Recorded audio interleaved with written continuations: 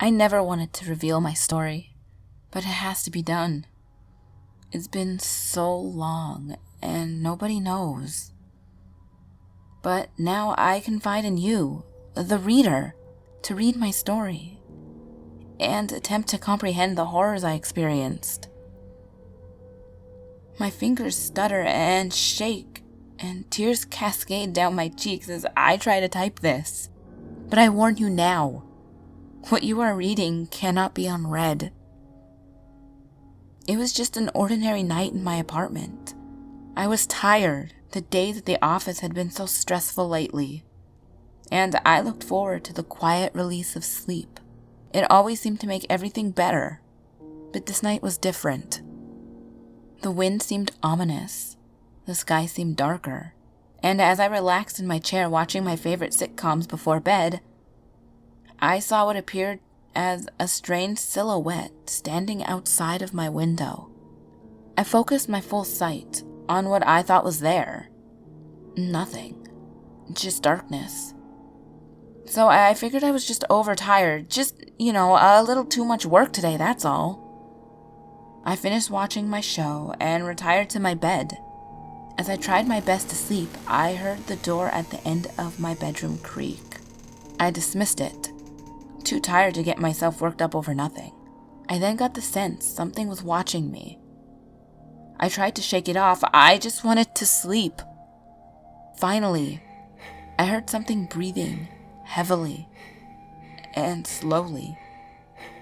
At first, I thought it was me and that I was psyching myself out, so I held my breath for a moment. It wasn't me. I jolted upward from my bed and opened my eyes.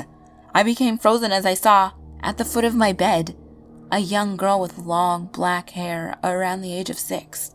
In a white nightgown. She stared at me with unblinking eyes and a wide smile. She had deep cuts covering her face, and her hands that hung at her side were covered in crimson. We both sat and stood, staring at each other for a good moment, until she let out a horrifying, inhuman scream.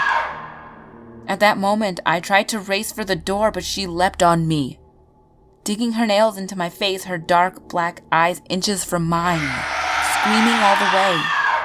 The screaming became deafening, and I soon lost my balance and hit my head on the table next to my bed. I lost consciousness. I awoke in what appeared to be an empty basement. My clothes remained on, except for my shirt. I struggled to find my balance. My head was covered in dry blood. I looked at my arms. There were cuts all down them. Writing down words. I found the words read, "Will you play with me?" It was also written on both of my sides.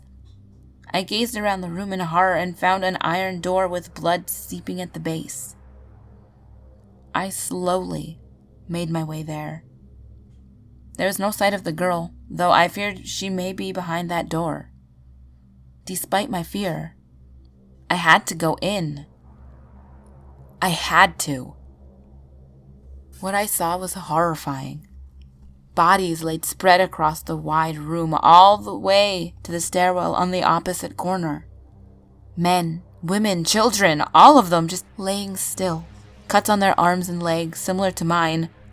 Read, "Will you play with me?" Except these victims had something I didn't have. I looked at a nearby woman in horror. She laid on her back, her stomach split open. As I came closer, what came into my sight was a large toy fire truck shoved in with her entrails. I choked back vomit and backed away. A man laying against the wall had metal jacks stuck into both of his eyes. His skull caved in, and what lay next to him was a broken baseball bat, snapped in half in a pool of blood. A young boy lay lifeless. In the very middle, his mouth wide open, and sticking out of it was the beginning of a toy car track. It had been shoved down his throat. His chest was cut open and his heart lay next to his body. In place of his heart were the dismantled pieces of a doll. I lost my control and vomited. I cried for a moment, but then the thought struck me. Where's the girl? I didn't think this, wanting to know where she was, of course. I thought it very briefly before noticing the stairwell that stood at the corner of the room. I started walking towards it, but then I stopped. Something behind me was breathing heavily. I turned around, and there stood the girl. After having stood in the corner in wait the entire time I was examining the bodies, she then said, in a high voice that pierced my ears with terror, "Will you play with me?" She began screaming. I turned to run, but she was on me. Knife-sharp nails driving into my back and my neck. I struggled, and eventually I threw her off of me and onto the ground. I ran for the door, but it slammed shut. I banged on it and cursed, blood running down my back. It would not open. She was on me again. I elbowed her in the face. She drove her nails into my back. I managed to push her off and turn around. As she lunged, I caught her. Her big black eyes inches away from mine. Her nails plunged into my face, her screams deafening my ears. She raised one hand, smiling ear to ear, and her hand plunged down on my eyes. Everything went black. I woke up in the hospital, bandages covering my body, including both of my eyes.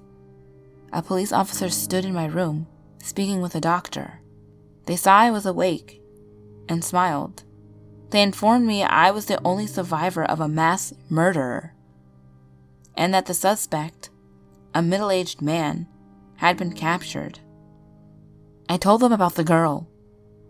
They said no girl had been found at the scene. They didn't believe me. They told me I should rest. 2 weeks passed, and I was cleared to leave.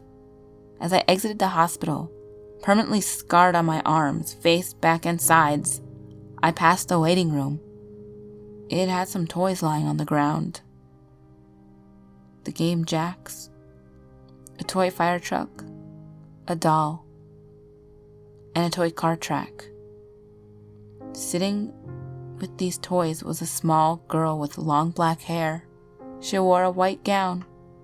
She looked up at me and smiled widely, and in a voice that pierced every cut on my body, she said, "Will you play with me?" I hope you enjoyed that creepypasta. I liked it. The little girl is always overused, but I like the visuals, that were in the story. Very graphic. But yeah, guys, ghouls, oh my gosh. Please tell me I'm not the only one super obsessed with Pokemon Go. Please. Because I don't really care about hatching eggs and stuff more so than I do about giving my Pokemon awesome freaking names. Like, my Beedrill's name is Beedrillin' Yo Girl. My Horsey, I named him Ho See Me Rollin'.